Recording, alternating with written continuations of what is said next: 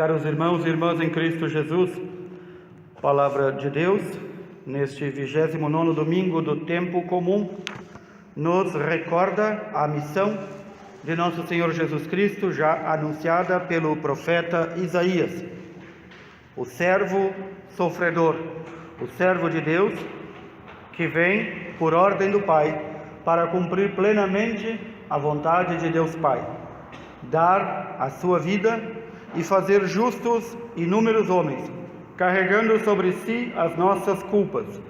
E este servo do Senhor, chamado servo sofredor, nosso Senhor Jesus Cristo, o justo, o profeta Isaías já diz: o Senhor vai macerá-lo com os sofrimentos. Muitos talvez nem recordem o que significa este verbo macerar. É como quando nós pisamos, socamos uma erva, alguma planta, para tirar dela o máximo de suco. Pois o Senhor quis macerar pelo sofrimento seu Filho, porque esta foi a forma que o Senhor encontrou para que seu Filho, nosso Senhor, carregasse sobre si as nossas culpas. Portanto, o Filho de Deus já veio sabendo desta missão e não fugiu desta missão. Para quê? Para fazer justos inúmeros homens. Notem que o profeta Isaías não diz para fazer justos todos os homens, porque embora o sacrifício de nosso Senhor Jesus Cristo, a sua paixão e morte na cruz e sua ressurreição tenham sido feitas por todos, não são todos que dela colhem os frutos, somente aqueles que se aproximam do Senhor e o seguem. Por isso também nós ouvimos na carta aos Hebreus, São Paulo nos dizendo: aproximemo-nos com toda a confiança do trono da graça. Neste trono da graça está assentado nosso Senhor Jesus Cristo à direita do Pai. São Paulo aqui compara nosso Senhor Jesus Cristo não com apenas o sumo sacerdote que tinham os judeus, mas como o sumo sacerdote eminente, mais importante que qualquer sumo sacerdote que os hebreus tiveram antes, porque o sumo sacerdote tinha uma função lá no templo de Jerusalém. Uma vez ao ano ele deveria levar as ofertas, os pedidos, as súplicas do povo em um lugar que só ele podia entrar, e apenas uma vez ao ano, num lugar chamado o Santo dos Santos, lugar onde antigamente ficava a Arca da Aliança, símbolo da presença de Deus. E o sumo sacerdote fazia isso, mas não levava nada de si. Não dava o seu sangue, não dava o seu corpo, não dava nada. Apenas levava pelo povo. Muitas vezes ali também, ele, junto a estas oferendas, ele impunha as mãos sobre um bode, como para sacrificá-lo ou então para lançá-lo no deserto. Por isso chamado o bode expiatório, para que os pecados do povo fossem carregados para o deserto e com isso purificar o povo. O sumo sacerdote também coordenava a matança, não ele que matava, mas ele coordenava a matança dos novilhos, dos touros, dos bois, para os sacrifícios. Ou seja, de si ele não tirava nada, ele vivia destes sacrifícios. E então São Paulo diz: nós temos um sumo sacerdote eminente. Ele já não oferece mais novilhos, nem carneiros, nem bodes, nem touros. Ele ofereceu-se a si mesmo por nós, e com isso ele entrou no céu, lá onde sim está o Santo dos Santos, o Senhor Deus. E com isso nós sabemos que este sumo sacerdote fez-se homem como nós, e ele sofreu dores, tormentos, sofrimentos indizíveis, maiores que qualquer sofrimento humano. E por isso ele é capaz de se compadecer das nossas dores. Por isso ele é capaz de entender as nossas fraquezas. Por isso ele é capaz de nos perdoar. Porque ele foi provado em tudo, como nós, exceto no pecado. Ou seja, o justo e santo continuou justo e santo. E ao carregar em seu corpo todo o sofrimento, em dar o seu corpo e sangue por nós na cruz, ele pôde entrar junto ao Pai. Ele está assentado à direita do Pai para nos ouvir, para que nós recorramos a Ele com toda a confiança. É aqui que vem Este convite de São Paulo diz: aproximemo-nos então com toda confiança. Se os irmãos e irmãs recordam, cada vez que nosso Senhor Jesus Cristo ia operar uma cura ou uma libertação, ele louvava a fé daqueles que tinham fé, confiança nele, e podia operar os milagres. E muitas vezes, até mesmo em sua terra, nosso Senhor não operou milagres, porque dizia: porque esse povo não crê, porque esse povo não confia. Portanto, o convite de São Paulo é um convite real. Devemos nos aproximar de Jesus com confiança, não com temor, não com medo, não com desconfiança, não com condicionais, mas com toda confiança. Às vezes as pessoas não sabem disso, ou não tiveram uma suficiente catequese, ou não procuraram saber, e ao fazer as suas preces dizem assim: Senhor, eu estou sofrendo isso e isso, se o Senhor consegue entender isso, me ajuda. Como que ele não vai conseguir entender, se ele sofreu mais do que nós todos, mais do que qualquer pessoa humana? Como ele não consegue entender? Tudo aquilo que nós sofremos, tudo aquilo que nós somos, toda a fraqueza que temos, ele entende melhor do que qualquer um de nós, e por isso ele derrama a sua misericórdia. Por isso São Paulo diz: aproximarmos-nos do trono da graça, onde está nosso Senhor Jesus Cristo, para alcançarmos a graça de um auxílio no momento oportuno, ou seja, as graças que precisamos nos diversos momentos, e alcançarmos misericórdia, perdão, a purificação de nossa vida. O Evangelho, como nos narra São Marcos no dia de hoje, nos fala deste momento em que Tiago e João, filhos de Zebedeu, comparecem diante do Senhor para pedir. Eles não foram pedir uma cura, eles não foram pedir uma bênção, eles não foram pedir uma libertação, qualquer outra coisa. Eles foram pedir algo muito baixo. São Lucas e São Mateus, narrando este mesmo momento, dizem que foi a mãe deles que os levou diante de Jesus e diz: coloca o meu filho, este à tua direita e este à tua esquerda, quando tu entrar no teu reino. Que reino era este que a mulher de Zebedeu, os filhos de Zebedeu, Tiago e João, imaginavam? Imaginavam aquele reino político, que Jesus ia, ao ser proclamado rei de Israel, ia acabar com a presença dos romanos ali, ia destruir, ia restaurar o reino de Israel. E o que eles estavam pedindo? Uma vaguinha, um carguinho, talvez de primeiro e segundo ministros do reino. E nosso Senhor vai ver isso em vários momentos em que os discípulos entre si ficam disputando: quem é o maior aqui? Quem é que manda? Quem é o mais importante? Também neste momento, os outros 10 discípulos ficaram irritados com aqueles dois e, como que dizendo, nos passaram a perna, quiseram tomar os cargos antes de nós. E nosso Senhor, prescindindo de toda esta disputa política entre eles, de poder, vai perguntar-lhes: vocês podem beber do mesmo cálice que eu vou beber? Vocês podem ser batizados no mesmo batismo com o qual eu vou ser batizado? Aqui nosso Senhor não está falando de um cálice físico, está falando do sofrimento que ele iria logo mais sofrer, beber do cálice do sofrimento. Está falando não do batismo de João, nem do batismo do sacramento, está falando aqui batismo de sangue, morrer por causa dos outros. E eles, entendendo ou não, vão dizer: sim, nós podemos. Nós vamos ver que quando nosso Senhor já é preso e encaminhado à condenação, são os primeiros a fugir. Notem que a nossa surdez muitas vezes se dá, o nosso não entendimento muitas vezes se dá, porque nosso Senhor fala uma coisa e nós estamos entendendo outra, e essa outra está aqui dentro dos nossos esquemas, o nosso modo de ver, o nosso modo de pensar, o nosso modo de sentir.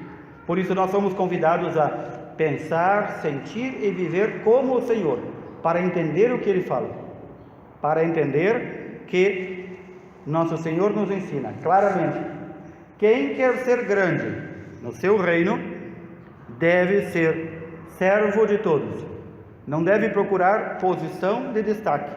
Não deve querer cargo de destaque. Quem quer ser grande no reino de Deus, diz mais o Senhor, seja o escravo de todos. O texto original diz, faça-se escravo de todos. Nós ouvimos muitas vezes nossas mães, quando nós crianças incomodamos, as mães dizem, eu não sou escrava de vocês. Sim, mãe é escrava dos filhos. Pai também é escravo dos filhos. Mas não para fazer os caprichos. Não para fazer os caprichos. Para servi-los e ensiná-los a servir. Para isso nós somos feitos escravos uns dos outros. Para isso que nosso Senhor diz, a igreja dele, se quer ser grande, deve fazer-se servidora. Deve ir e servir. Muitos pensam que a igreja é quando está aqui reunida. Não, aqui nós estamos reunidos no templo. A igreja com I minúsculo. Mas a igreja com I maiúsculo, o corpo do Senhor, que somos nós, todos os batizados, ou serve aos outros, ou não serve. E se descaracteriza, deixa de ser igreja. Esta chamada do Senhor é válida para sempre, até a vinda do Senhor. Os grandes no reino de Deus são aqueles que passaram a sua vida servindo aos demais. Notem como muitas vezes nós temos uma noção errada de serviço, ou uma noção imprópria ou incompleta. Muitos dizem assim, bom, quando precisarem de mim, me chamem. Isso não é servir, isso é colocar-se à disposição. Servir é procurar o que fazer pelos outros. É, como diz o Evangelho, fazer-se escravo dos outros. Se nós obedecêssemos a este mandamento do Senhor, nós veríamos uma boa briga. Boa, também há brigas boas. Uma boa briga. Briga na igreja para ver quem serve mais, e não por quem aparece mais. Em muitas paróquias se vê uma briga por quem aparece mais. Então tem lá um pregador famoso, e se ele não foi convidado, ou se ele não está em destaque, ele murcha a bola e vai embora, ou não aparece. Este não aprendeu o que é servir. Ou então ele diz, se eu não posso coordenar este grupo, ou eu não posso estar naquele grupo, então eu não apareço. Não aprendeu o que é servir. Os grandes, os chefes das nações, as oprimem e as tiranizam, diz nosso Senhor. Não seja assim entre vós. Quantas vezes nós vemos a ação daqueles que servem? Há poucos dias atrás, fui fazer uma série de batizados em uma de nossas capelas. Estavam lá crianças, todos já grandes, apenas um bebê. E aí se deve perguntar, e como é que surgiram assim? Já cresceram, já nasceram grandes? Não, é porque papai e mamãe não participam de nada. E como é que descobriram que tinha batizados? Não descobriram? A igreja foi até eles. O grupo da Legião de Maria foi de casa em casa, não para comer bolacha e tomar chimarrão ou tomar café. Até pode tomar bolacha, comer chimarrão e tudo mais, e fazer essa mistura toda. Até pode, mas não é isso a evangelização. Não é ir na casa da comadre bater a língua, como uma tramela, como muitos fazem. É visitar os vizinhos. Não precisa sair pelo bairro inteiro. Visite os teus vizinhos de rua. Veja se eles participam. Se eles são igreja de verdade ou estão intocados em casa com uma religião privada e particular. É isso que nos falta. Tomar vergonha na cara. O padre não pode fazer isso sozinho. Não há nem perna, nem braço, nem corpo que aguente. E essa tarefa é de todos os cristãos. Esta não é um convite do Senhor. Ele não convidou quem quer servir. Ele mandou. Se nós queremos ser grandes, vamos nos colocar a serviço dos outros. Portanto, cada um de nós pode fazer este serviço. Visitar, conhecer a realidade, perguntar como é que vai a prática religiosa, e vai assim se descobrindo Quanta gente que está aí em situação irregular, quanta gente que está aí com crianças que nem foram batizadas, alguns já imensos de grandes. E nós vamos deixando e achando que igreja é para mim. Não, igreja não é para mim. A igreja é o corpo do Senhor, ou todos aqueles que são batizados estão incluídos, participantes e ativos, ou então não são mais igreja. São pagãos que foram batizados e voltaram a ser pagãos. E por que nós vivemos esta onda imensa de paganismo, de falta de prática religiosa? Dentro da igreja nos reunimos para rezar, louvar, adorar e bendizer o Senhor. No mundo, ou somos igreja, ou nos mostramos como cristãos, ou então é tudo hipocrisia, falsidade. Por isso nosso Senhor diz: quem quiser ser grande, faça-se escravo de todos. A gente vê muito, eu que acompanho muito nas redes sociais de grupos católicos, a gente vê muito, especialmente jovens mal formados, que dizem: na minha paróquia nada funciona. Pois vai lá e faça funcionar. Na minha paróquia não tem catequese, na minha capela, vá lá e dê. Coloque-se a serviço. Deixe de ser hipócrita. Deixe de ser, a palavra correta é vagabundo, preguiçoso. Faça por merecer o reino dos céus. Faça por merecer o reino dos céus. No reino dos céus ninguém vai de reboque e ninguém vai obrigado. Vão aqueles que se colocam a serviço dos outros. E nosso Senhor diz que terão os lugares mais importantes no reino dos céus aqueles que se fizerem servidores dos outros e escravos dos outros. Escravo não tem dia nem tem hora. Notem aqui uma diferença. Há muitos modos de ser santo e há muitos modos de servir. Notem, por exemplo, o grande exemplo de Madre Teresa de Calcutá. Deixou a sua vida, nunca mais viu a sua família, foi para um país distante, de uma língua distante, serviu os leprosos, os moribundos, aqueles que eram jogados na rua para morrer, recolheu todos, passou a vida limpando ferida podre e fedorenta. Por quê? Porque ouviu e entendeu o Evangelho. Fez-se servidora de todos. Não quer dizer que todos tenham que fazer isso, mas ela ouviu o Senhor chamando ela para isso. Na igreja, um varre, outro canta, outro limpa, outro decora, outro catequiza, outro forma grupo, outro visita famílias. Trabalho não falta. Não se recebe um centavo por esse trabalho aqui na terra, um centavo de dinheiro, mas se recebe milhões aqui na terra de graças e bênçãos e a promessa de um lugar eminente, de um lugar grande no reino dos céus. Por isso, quando rezamos pelas vocações, muitos se enganam e dizem: Senhor, manda operários para a tua messe, e ficam pensando em padres. Não são só padres que se pede ali, não são só padres no pedido de nosso Senhor, são todos servidores, uma igreja servidora, uma igreja missionária, ou seja, que vai. Quando o nosso Papa Francisco fala em igreja em saída, muitos parecem que descobriram a pólvora. Não há nenhuma novidade. Papa Francisco está repetindo aquilo que há 2000 anos está sendo dito. A igreja deve estar fora, aí no mundo, mostrando a sua ação.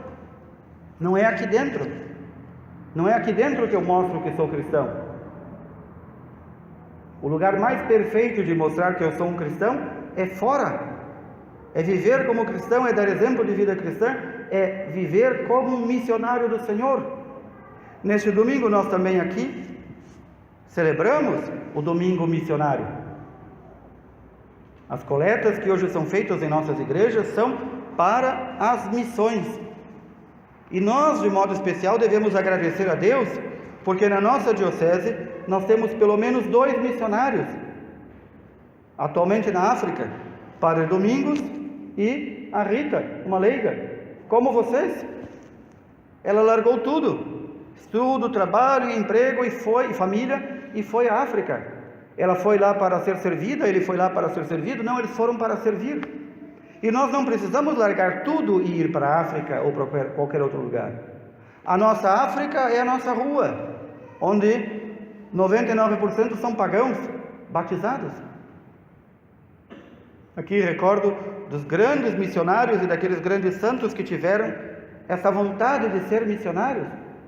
São Felipe Neri, o grande apóstolo em Roma, grande santo, grande sacerdote, que cuidou da infância desvalida. O sonho dele era para ir para a África. Ele sonhava em ir para a África ou para a Ásia para levar Jesus Cristo. Até que um amigo disse a ele: a tua África é aqui em Roma. Olha aí quanta gente vivendo, foi batizado, mas vive como pagão. Nós já vivemos isto lá pelo 1600, nós já vivemos aqui numa sociedade que já não é mais cristã. Se matam como bichos, vivem como bichos. 1600, nós estamos em 2018. Não deve ter melhorado muito, né? Pelo contrário, piorou. É o nosso não fazer a causa de tudo isso. É o nosso não se mexer a causa de tudo isso. É o achar que os outros devem fazer. E nós então devemos nos colocar a serviço dos outros como servos, como escravos. Não há falta de emprego, vamos dizer assim, de trabalho na igreja. Não há falta. Há excesso de trabalho e emprego na igreja para o verdadeiro cristão. O que falta são operários e operárias que queiram ajudar a construir o reino de Deus entre nós. Enquanto permanecermos achando que basta a missa de domingo, basta umas orações em casa e eu sou cristão, nós nos confrontaremos no dia do juízo com esta pergunta: a quem tu serviste? A quem tu buscaste ser o amparo? Para quem tu dedicou a tua vida? A ti mesmo? Nosso Senhor dirá: aqui não é teu lugar. Mas Senhor, eu ia na missa todo domingo. Senhor, eu rezava o terço todo domingo. Nosso Senhor vai dizer: isto não basta. Os critérios são: tive fome, tive sede, estive nu, estive preso, e todos aqueles outros critérios. Aquilo que tu fizeste ao menor dos meus irmãos, foi a mim que o fizeste. Aquilo que não fizeste, foi a mim que não fizeste. Esses são os critérios. Quero recordar aqui um episódio triste. Em uma comunidade haviam invadido e destruído tudo, e estava lá para celebrar a missa, e então chegou o povo este, acomodado, e disse: padre, mas não tem quem limpe isso aqui? Não tem gente para arrumar? Cadê o povo que devia arrumar? Vocês devem arrumar, vocês devem limpar, vocês devem cuidar. Vivemos numa época em que as pessoas pensam que religião é coisa privada, que basta eu rezar e eu fazer para mim e estou salvo. Não. Ou nos salvamos um ao outro, ajudamos o outro a se salvar, ou não nos salvaremos. Confiamos ao Senhor a sua misericórdia para alcançarmos a graça hoje e a partir de agora de abrir os nossos olhos, de abrir o nosso ouvido e nosso entendimento e nosso coração para as palavras do Senhor, para nos colocarmos ao serviço de todos, e então poderemos nos aproximar com toda a confiança absoluta no Senhor. Ele há de resgatar o seu povo, se o seu povo o buscar e colocar-se a serviço, sem o qual não nos salvaremos. Portanto, é exigência do Senhor. Se queremos ser grandes no reino de Deus, devemos nos colocar a serviço, não esperar ser chamado. Já fomos chamados, já fomos convocados. Colocar-se a serviço. Cada um de nós consulte o seu coração, peça o auxílio do Divino Espírito Santo que esclarece nossas consciências e pergunte: que devo fazer? Como devo fazer? Como posso servir? Mas ninguém deixe de servir. Nós não viemos ao mundo como cristãos para ser servidos, mas para servir. sem o qual, se não servimos, é melhor riscar o nosso nome de cristãos, porque não seremos reconhecidos pelo Senhor. Aproximemo-nos, pois, com toda a confiança do trono da graça, pedindo perdão de nossa fraqueza de não servir, e coloquemo-nos então nas mãos do Senhor misericordioso, pedindo o auxílio do Divino Espírito Santo que nos esclareça para servir, no que devemos servir. Quero voltar àquilo que falei para concluir, de tantos jovens e não só tão jovens, que passam os dias reclamando que na sua paróquia catequista ou catequista não serve, não é de acordo com o seu gosto, lá o canto não é bom, lá naquele outro lugar a música não é boa, lá naquele outro grupo acontece isso, acontece aquilo, lá o padre passa só falando de ideologias, porque também a ideologia política partidária muitas vezes entrou em muitas igrejas e infectou até nossos seminários, mas ele não se dispõe a ir ao seminário e ser padre, ele não se dispõe a ser catequista, ele não se dispõe a mudar, ele não se dispõe a colaborar no canto, ele não se dispõe a nada. Este é o grande pecado dos nossos tempos. Pessoas dentro da igreja que vieram para ser servidas. Este é um grave pecado.